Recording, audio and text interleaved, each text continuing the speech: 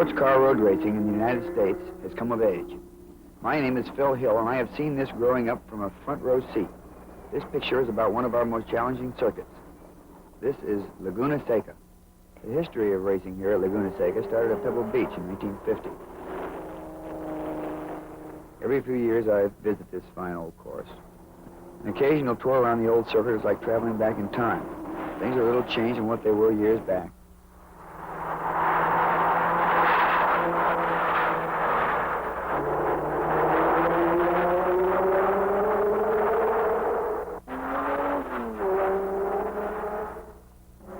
I don't think anyone will forget how difficult it was to pass on the circuit, especially on the more twisty sections of it, and how close those trees were.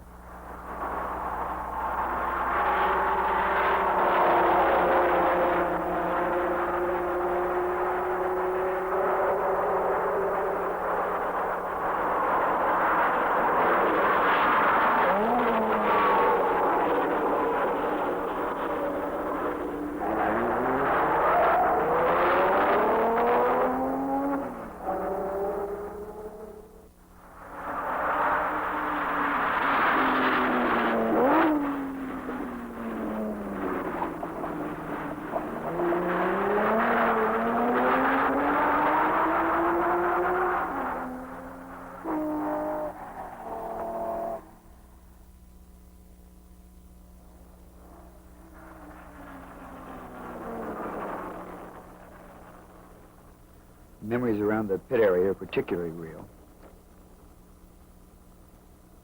We can still see the numbers that were painted on the starting grid. First race in 1950, I was driving a black XK120. The starting position was last on the grid.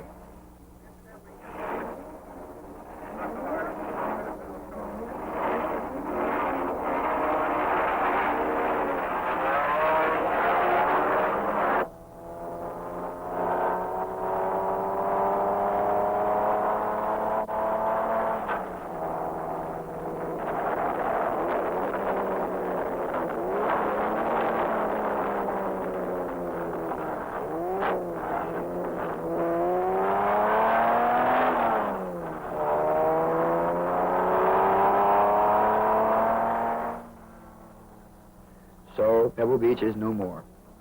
The size of the crowds finally grew to the point that it became impossible to continue having the races there. So today we have faster cars and a new race course. Today we have Laguna Seca.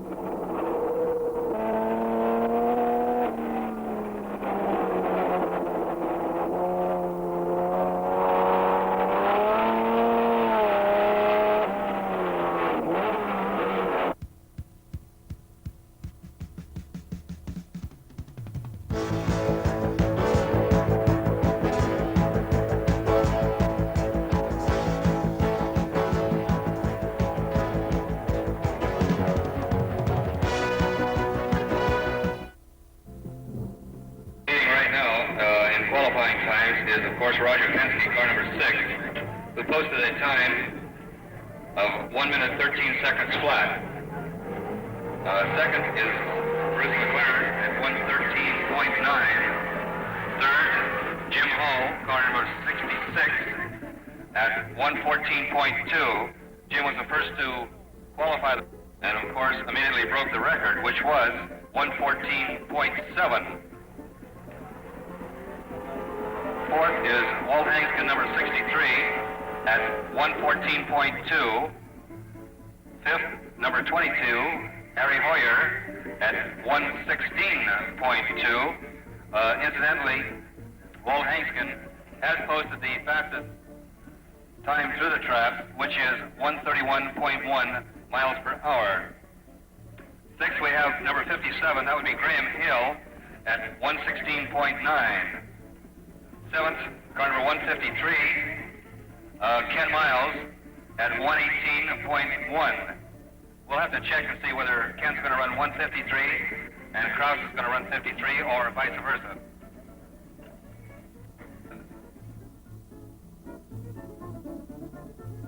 When you're ready to start bringing your cars into the pit lane, and bring your car directly into the pit lane.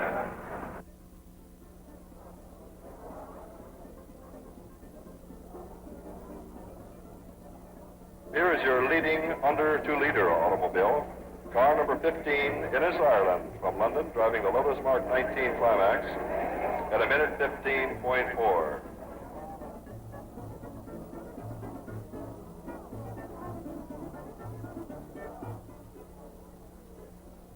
Dan Gurney, over 2-liter class, at a minute 14.4.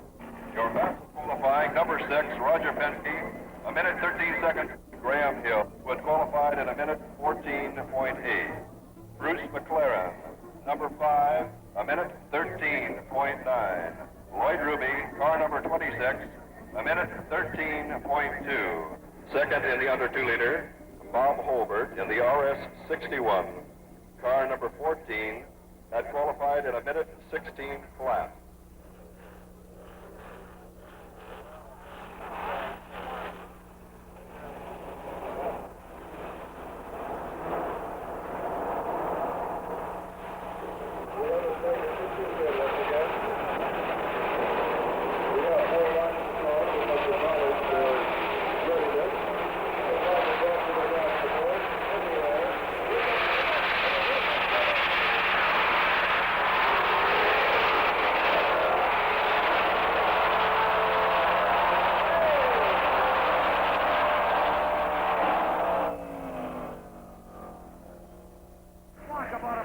As you can hear him coming up by here, Ken Miles bringing up the back. This is car number 95. He's got a bad start off the grid, apparently.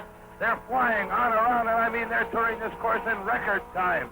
From a dead stop, they're already up toward the top of the hill, so Jerry Smith, pick it up there. What a magnificent sound over the headset when these cars came off the grid. Your lead car now coming into our view, Roger Penske, number 6, right on his tail, Graham Hill, number 63. Going sideways, Bruce McLaren, sideways all the way down the hill. What a beautiful, magnificent recovery. He went broadside down the chicane for about 75 yards with traffic all around him. He is off to the side of the road.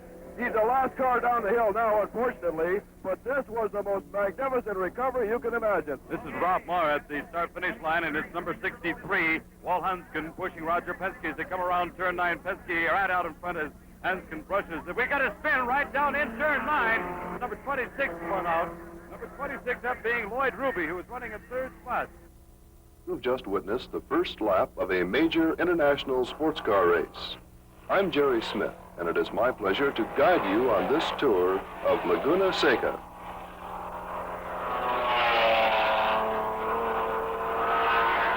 The first 3 turns, uphill into turn 1 and down into turns 2 and 3, are 100-mile-an-hour turns.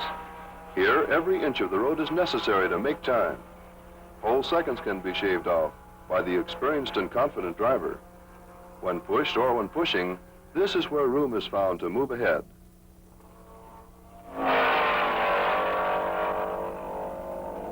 The cars enter turn 4 at nearly 90 miles an hour. There's a high banked wall on one side and the other a very sharp drop-off. The engine revolutions and gear selection must be matched to the increasing grade. The proper line here is far from cut and dried as we watch these professionals find their own way through.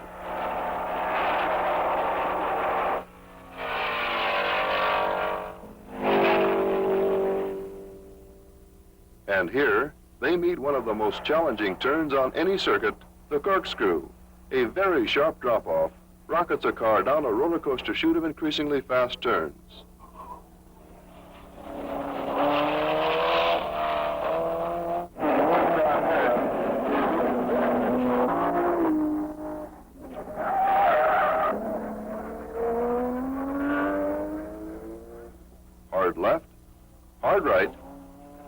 drops away under the hood.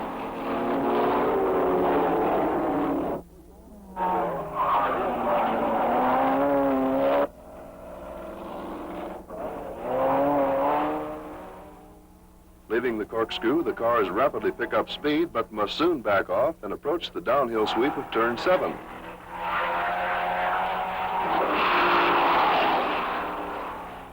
From hills on both sides of the track, spectators watch the action in this fast, unbanked turn.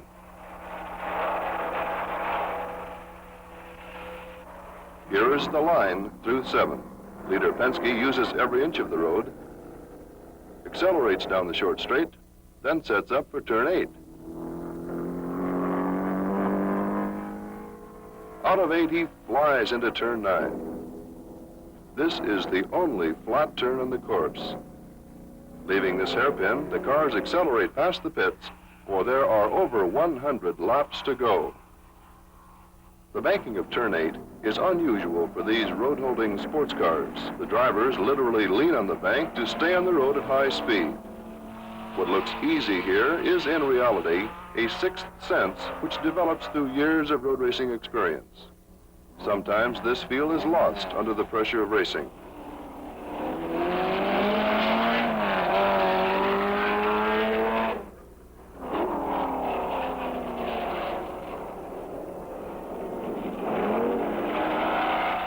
The race moves on. Innes Ireland, leading the under 2-liter class, runs into ignition difficulty with his Lotus 19. He returns to the race, but never again regains his commanding position. In the 9th lap, Dan Gurney pushes to within inches of Roger Penske, then passes him coming down the hill. Gurney has the lead, and with the end of the race in sight, he loses his fan belt pulley, but wins with Penske a bare 1 second behind. This is the end of the first heat. Just 30 short minutes now to get these cars back into top shape again. The hot pace set by the leaders and the course itself have both been very hard on these cars. Penske's pit crew goes into action.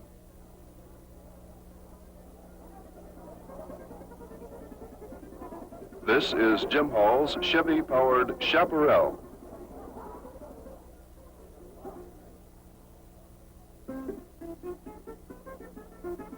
Here is Lloyd Ruby's Lotus 19.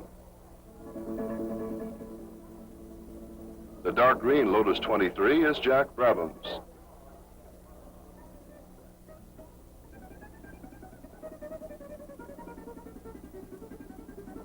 Gurney's pit crew will not have time to change his spark plugs or his tires after repairing the broken pulley. Rosebud sees no help for their car, so they withdraw. But the spectators turn to more lighthearted things.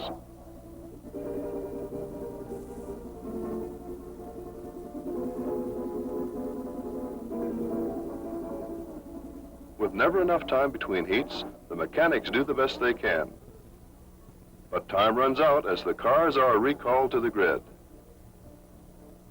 Dan Gurney rolls his tired Lotus to the hard-earned pole position. Roger Penske sets up shop next to him. Maston Gregory, Briggs Cunningham polishing one of his cars, Jack Flaherty, Bob Hurt. The starter is asking each driver to raise his hand to signify his car is running, and he is ready to race.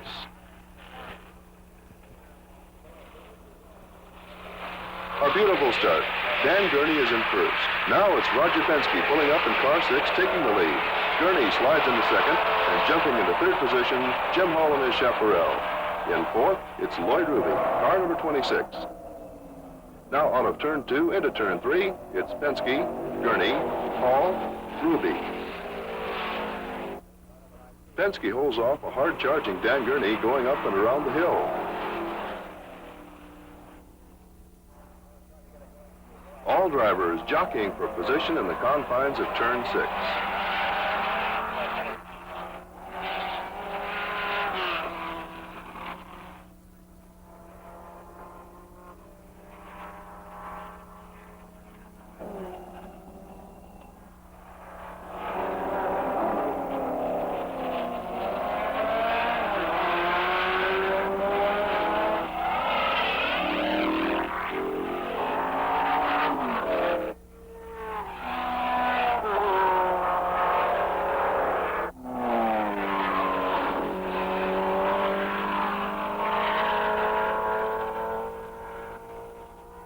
turn 3, it's Penske still leading Gurney.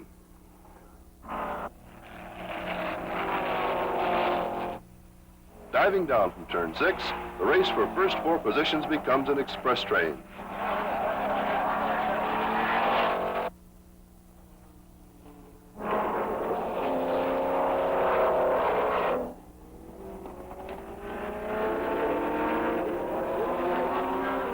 The pit crews, along with officials, are tense with expectancy as critical seconds tick by.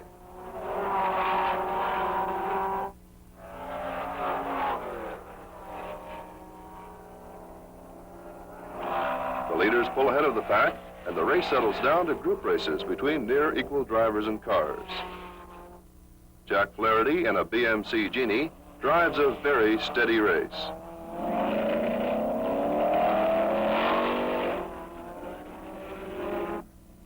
On the 7th lap, Gurney, hard on Penske's tail, passes him and takes the lead.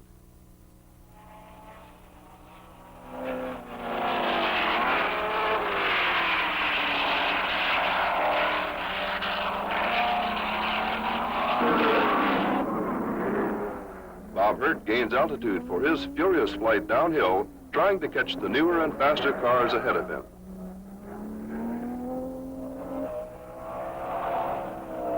Hurt tries to make up for his outclassed Ferrari with flash and vigor, only to find sideways motoring a little slow.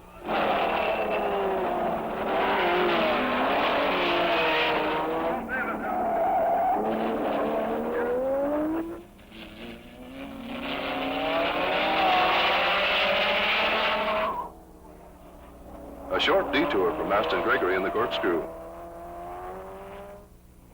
Moving up on him is Bruce McLaren, number 5. Despite his clutch trouble, McLaren is pushing his factory Cooper Monaco to the point of the near impossible. He has passed 15 cars in the first 10 laps.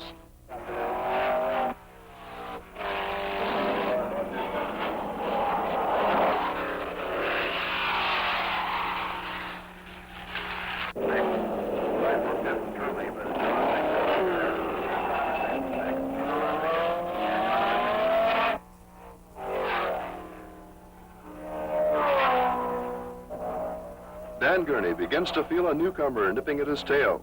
In 4, he drifts precariously toward the edge, losing valuable time to Ruby.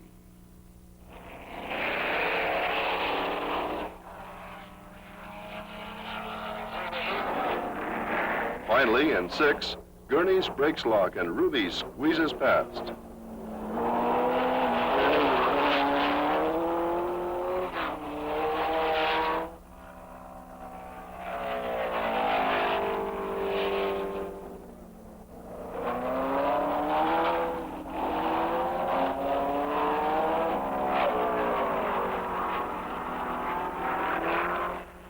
Running smoothly and in 3rd position, Roger Penske keeps the leaders in sight.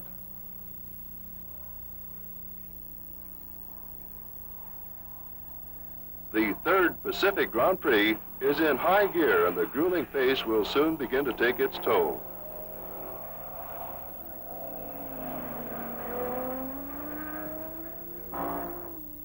Hurt's Ferrari dives through turn 6. He's headed for the fast bend of 7. A little too fast.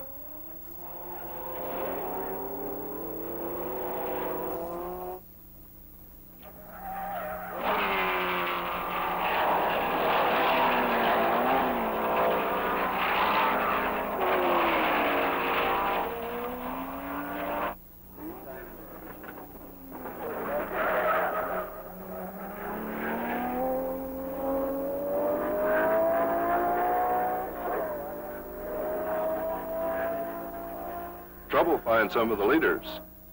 Jim Hall's Chaparral engine blows. Dan Gurney retires with a broken gearbox. However, the race grinds on with time running out for Bruce McLaren as he continues his fantastic drive. Last off the grid, now running 3rd overall, McLaren is surely one of the masters of Laguna Seca.